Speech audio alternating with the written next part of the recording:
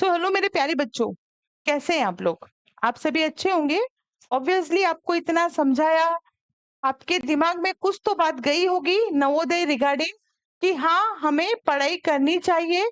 तो उसी चीज को मद्देनजर मैं ये दोहराती हूँ कि आप लोगों की पढ़ाई भी अच्छी चल रही होगी। देखिए, एक समय वह होता है जब शिक्षक आपको चिल्ला चिल्ला के बोलता है कि पढ़ लो, पढ़ लो, पढ़ लो, अभी समय है, समय है, समय है। पर आप नहीं समझते, क्योंकि आपको लगता है कि सभी एक जैसी बातें करते हैं। ठीक है, तो सभी एक जैसी बात करते हैं क्योंकि टीचर्स का मेन मोटो यही रहता है कि आप बहुत अच्छे से पढ़ लें और कुछ ना कुछ अचीवमेंट हासिल करें। नवोदय क्लास, चूंकि नवोदय में जाने के लिए आप लोगों का जो एग्जाम है वो एक कॉम्पिटिटिव बेस्ड होता है। बहुत सारे बच्चे नवोदय की एग्जाम देते हैं। उन बहुत सारे बच्चों में कुछ बच्चे ऐसे होते हैं जो बहुत तैयारी करते हैं, और उनमें से भी कुछ बच्चे ऐसे होते हैं जो क्लास थर्ड से ही नवोदय के लिए जुटे होते हैं। इसीलिए तो नवोदय का जो लेवल है, जो कट ऑफ है, वो प्रतिवर्ष बढ़ता हुआ हमें देखने को मिलता है। तो ठीक, मैं आपको यही बता सकती हूँ, यही समझा सकती हूँ कि बेटा पढ़ लो, बेटा पढ़ लो। फिर रिजल्ट आएगा, पड़ोसी का होगा, हमारा नहीं होगा, तो हमें बहुत गुस्सा आएगी। हम फिर रोएंगे, भगवान को कोसेंगे, माता पिता को कोसेंगे, टीचर को कोसेंगे, है ना? सिवाय अपने आप को छोड़ के हम सबको कोसेंगे। तो ये अच्छी बात नहीं है। अभी समय है, अभी आप मेहनत कर लें। अभी जो है सब कुछ आपके हाथ में है, ठीक है, कर लीजिए। नहीं तो फिर पछताए होत क्या, जब चिड़िया चुग गई खेत, है ना? चिड़िया जब खेत चुग जाएगी तो फिर तो आप कुछ नहीं कर सकते। कर सकते हैं क्या? ना बाबा, कुछ नहीं होगा। ठीक है, जैसा कि मैंने आपको जो है पढ़ाया था, प्लेस वैल्यू और फेस वैल्यू, और फिर मैंने आपसे कहा था कि कुछ नंबर्स हैं जिनके जिनके ऑब्जेक्टिव आपको एग्जाम में देखने के लिए मिलते हैं 101%। आज की क्लास का और परसों की क्लास का मैं एक ऑब्जेक्टिव वाला वीडियो लेकर आऊंगी आप लोगों के सामने। लेकिन वीडियो लेके आऊं तो उसके पहले पढ़ाना जरूरी है, तो पढ़ाना जरूरी है तो हम वही पढ़ा रहे हैं आपको। ठीक है, तो आज हम जो टॉपिक कवर करने जा रहे हैं वो नंबर्स टॉपिक है। बहुत ही छोटा सा टॉपिक है, कोई बड़ा टॉपिक नहीं है। नंबर्स, संख्याएं। संख्याएं बहुत सी होती है, जैसे natural number, even number, odd number, composition numbers, से बहुत से नंबर होते हैं जिनके बारे में हमें पता होना चाहिए। ठीक है, डायरेक्टली बच्चे इनके डेफिनेशंस को नहीं जानते, वो मोटा मोटा कहीं ना कहीं बहुत कुछ समझ लेते हैं, लेकिन कॉन्सेप्ट क्लियर होंगे। मेरा ऐसा मानना है कि कॉन्सेप्ट अगर अच्छे से क्लियर होंगे तो पढ़ाई भी बहुत अच्छे से होगी। ठीक है, तो चलिए अपन चलते हैं नंबर्स पर। प्राकृत संख्या, सबसे पहले बारी आती है नेचुरल नंबर की, है ना? हिंदी में भी है, इंग्लिश में भी है। गिनती में उपयोग होने वाली संख्याएं, गिनती में उपयोग होने वाली संख्याएं जो होती है वो प्राकृत संख्या होती है, जैसे 1, 2, 3, 4, 5। जितनी भी हम काउंटिंग कर सके वो प्राकृत संख्या है, जैसा हमने यहाँ पर देखा, प्राकृत संख्याएं। अगर क्वेश्चन ऐसा आता है कि निम्न में से कौन सी प्राकृत संख्या नहीं है, जैसे दे दिया 0, 1, 5, 7, तो इनमें से कौन सा नंबर नेचुरल नंबर नहीं है ना? तो नेचुरल नंबर इसमें से कौन सा नहीं होगा? जीरो नहीं होगा। ए इज द करेक्ट ऑप्शन, क्योंकि जीरो को हम काउंटिंग में यूज नहीं करते हैं। फॉर एग्जाम्पल, अगर मान लीजिए आपके घर गेस्ट आए, आपने मम्मा को कहा कि मम्मा चाय बना दीजिए, तो मम्मा आपसे पूछेगी कि बेटा कितने कप लेकर जाओगे नीचे, इट मीन्स कितने लोग हैं नीचे। तो आप कैसे काउंट करोगे? 1 2 3 4, 4 लोग बताएंगे, या फिर आप ऐसे काउंट करेंगे 0 1 2 3, ऐसे नहीं करेंगे, 1 से स्टार्ट करेंगे। इसीलिए जो जीरो होता है, zero is not natural number, zero natural number नहीं है। The number used in counting like 1 2 3 4 5 6 etcetera etcetera, okay, इसे हम क्या कहते हैं? Natural number. अब आ जाते हैं हम पूर्ण संख्याएं। पूर्ण संख्याएं क्या होती है? पूर्ण संख्याएं वह संख्याएं होती हैं, पूर्ण संख्याएं वह संख्याएं जिसमें हम जीरो को भी शामिल कर ले, ठीक है, तो वो हो जाते हैं हमारे होल नंबर, पूर्ण संख्याएं, ठीक है, पूरे नंबर्स जिसमें आ जाए, है ना। इसके पहले हमने नेचुरल नंबर पढ़ा जहां पर जीरो नहीं होता है, सबसे छोटा नेचुरल नंबर बोल रही हूँ, सबसे छोटा नेचुरल नंबर 1 होता है, सबसे छोटी पूर्ण संख्या 0 होती है, ठीक है। तो अभी हम जो पढ़ रहे हैं वो हम पूर्ण संख्या के बारे में पढ़ रहे हैं।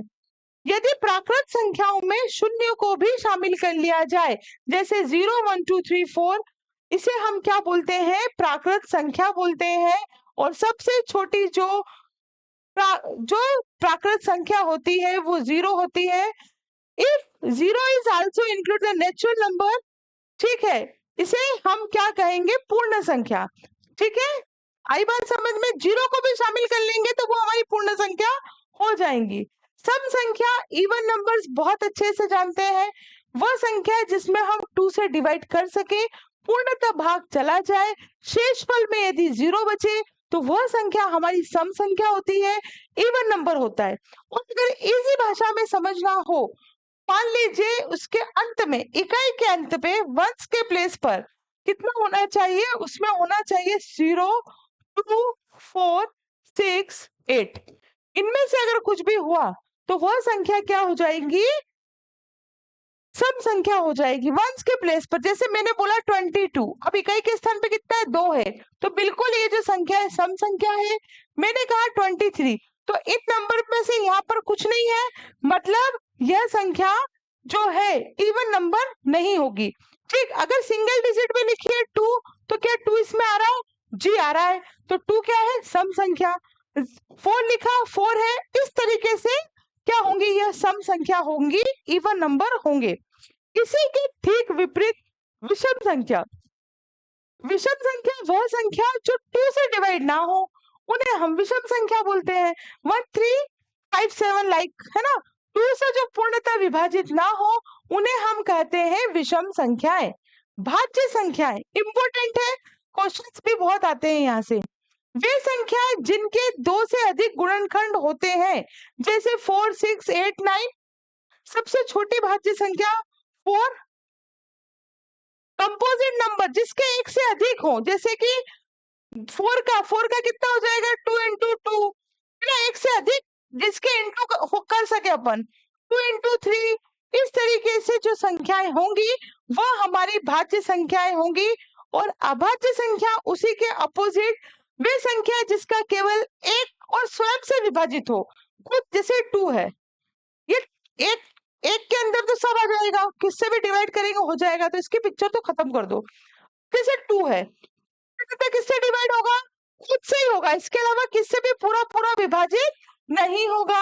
इसी तरह 7 7 सिर्फ 7 की टेबल में आएगा, इसके अलावा किसी में भी नहीं आएगा।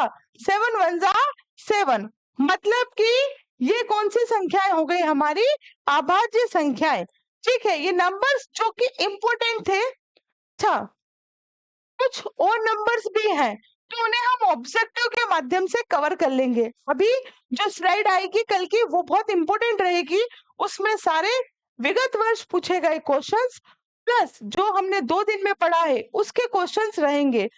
जैसे आज का चैप्टर आपको बहुत छोटा लग रहा है, मुझे पता है, लेकिन ये जब आप पढ़ेंगे, जब सवाल आपके सामने आएंगे तो आप कंफ्यूज हो जाओगे। पूर्ण संख्या, प्राकृत संख्या, होल नंबर, नेचुरल नंबर, तो इन्हें अच्छे से पढ़ लेना, नोट्स बना लेना, ठीक है।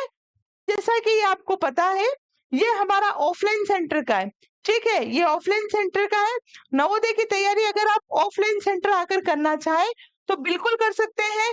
यह 12 घंटे की प्रतिदिन क्लास है, हॉस्टल सुविधा, टेस्ट सीरीज, 24/7 डाउट सेशन, सारी चीजें आपको यहाँ पर इजिली मिल जाएंगी। ओके, सारी चीजें आपको इजिली मिल जाएंगी। तो आप चाह रहे हैं कि हाँ हमें तो ऑफलाइन आना है, तो आप कॉल कर सकते हैं, जानकारी ले सकते हैं। अदरवाइज बच्चा कोई प्रॉब्लम नहीं है, ऑफलाइन सेंटर भी, ऑफलाइन सेंटर के साथ साथ ऑनलाइन सेंटर भी चल रहे हैं। तो आज की क्लास आपको पसंद आई होगी, आप एक छोटा सा हमें लाइक कर दीजिए, है ना? कोई पैसे नहीं लग रहे और अधिक से अधिक लोगों तक ये वीडियो शेयर करें ताकि ज़रूरतमंद तक ये पहुँच सके। और इसी के साथ मैं आपको ये बताना चाहूँगी कि जो हमारा ऑनलाइन कोर्स है बहुत ही रीज़नेबल है। मतलब आप ये मान के चलो कि ना के बराबर प्राइस है। तो आप जाइए लिटिल चैम्प्स के नाम पर, वहाँ पर आपको हमने कोर्स को लॉन्च कर दिया है। क्लासेस उसमें 15 मई से रेगुलर मिल जाएँगी आपको। आप वहाँ जाकर देख सकते हैं। ठीक है? वहाँ 1 आवर्स 2 आवर्स की डेली क्लासेस चल रही हैं। ओके? तो आशा करती हूँ कि आपको सब बातें समझ में आ गई होगी। कुछ बातों में अगर कन्फ्यूज़न है तो आप व्हाट्सएप भी कर सकते हैं। लेकिन व्हाट्सएप मैसेज होना चाहिए, कॉल नहीं। तो आज के लिए इतना ही। नेक्स्ट क्लास में हम बहुत जल्द मिलेंगे। तब तक के लिए जय हिंद, जय Bharat. Thank you very much.